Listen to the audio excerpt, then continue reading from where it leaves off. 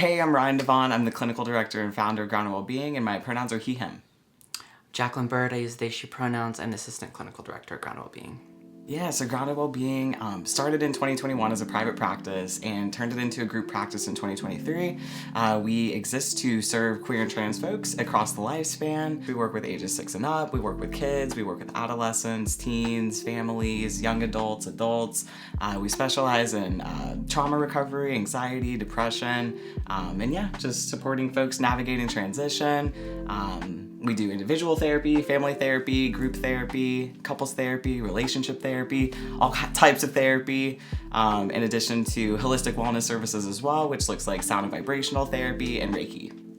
Yeah, so I'm a somatic therapist, so I do a lot of the body-based work here, really incorporating trauma and how it's stored in the body. And yeah, I mean, we do a lot of work just centering around what folks bring in the door, which is often their relationship with their self-image, their relationship with their body, and particularly how that relates to any trauma history that they're bringing in as well. So, for many queer and trans people, there's a disconnect happening, or it has not always felt good to be in their body, and so a lot of the work we do is around reclaiming. What does that look like?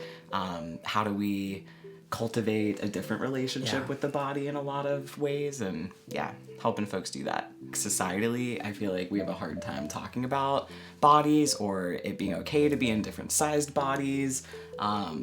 There's a lot of stereotypes around what a body can look like, and I think too, for trans people especially, there's a lot of comparison that can happen. And so, really breaking that down and helping people to see what it can mean for them or why that's important for them is really important. Really trying to heal within community is a big thing for us. And so making sure that there are multiple ways that can happen for our clients, for our team, and also for the folks that we interact with on a daily basis. I think, as trauma therapists, we talk a lot about what it means to have corrective experiences. So oftentimes trauma happens relationally and it's healed relationally. And so when we think about gathering within a community or gathering together as a team, or with other clients or, people coming together to take up that space, the goal is to have a corrective experience, for it to look and feel different than maybe some of those relationship ruptures had previously.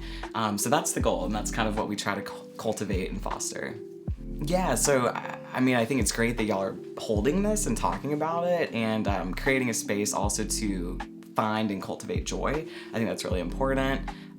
Celebrating diversity, celebrating bodies of all different types, it's definitely something that is so needed and is a lot of the foundational work that we do with folks in the therapy room, and help them, kind of stop some of that comparison voice that often comes up in their heads, or the inner critic that's often there, and celebrate who they are and what their body looks like, what it can do, what it can't do.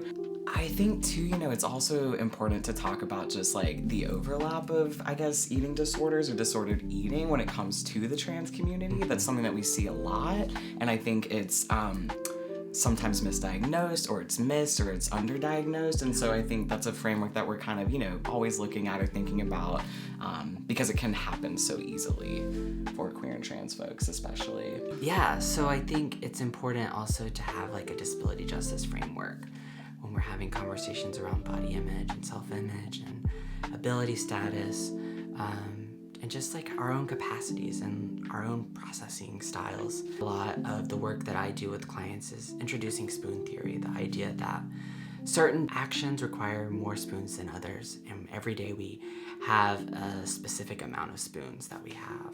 It looks like being able to have that kind of tangible way to communicate with folks in their life of these are how much capacity or how much spoons I have available today. Yeah, so we're really excited to partner with the Atlanta Gay Men's Chorus and the Atlanta Women's Chorus. It's really cool to be a part of something that, hasn't happened in 10 years, and to have a space that is centered around, cultivating joy, celebrating diversity. That's definitely something that we, believe in at Grounded Wellbeing. Just want to again highlight, I think, the importance of joy and trans joy specifically. We talk a lot about that amongst our team and finding moments of joy. We need that to keep going. I think, there's a lot of people telling us right now that we can't exist or we don't exist, that, we're actively being erased. And so I think just finding spaces where we can talk about our experiences, we can feel connected to our bodies, we can experience that joy is just so important. So yeah, just want to really hit that home and highlight that. That goes a long way. We are just so excited to be in community and be in joy with you all at This Is Me on March 15th at 2 and 7 p.m. We can't wait to see you there.